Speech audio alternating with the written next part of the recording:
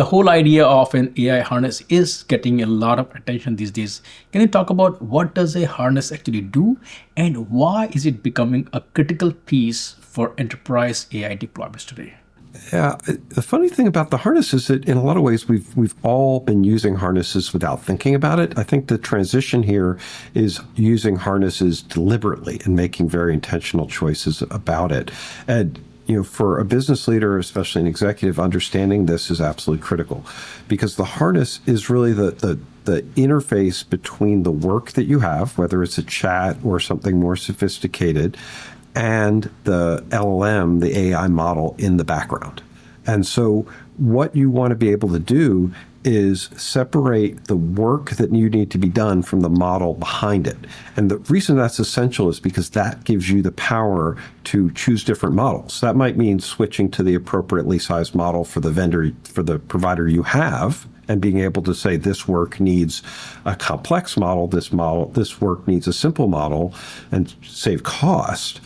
But it also allows you to then pull back and choose providers, to use an open weights model, run a local model, to be able to find different providers, set up your own AI infrastructure, and then drive forward. And we're helping companies who are building their own AI infrastructures actually deliver that capability.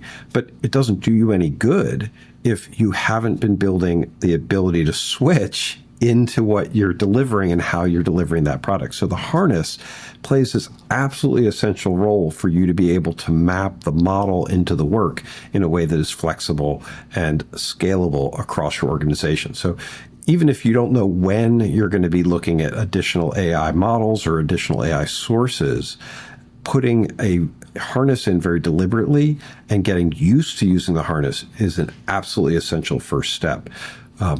And beyond that, the harness itself can do a lot of checks and guardrails and validation, filtering. What we're finding is we embed, the way RackN embeds AI into our product is that we actually embed a harness, and then the harness allows us to inject documentation, guardrails, information about how we want the AI to behave, regardless of the model behind the scenes, into the AI processing. So we don't actually have to ship an AI LLM capability in the product. What we're really doing is shipping a harness with the product. This is coming in future versions. But that thinking is absolutely essential.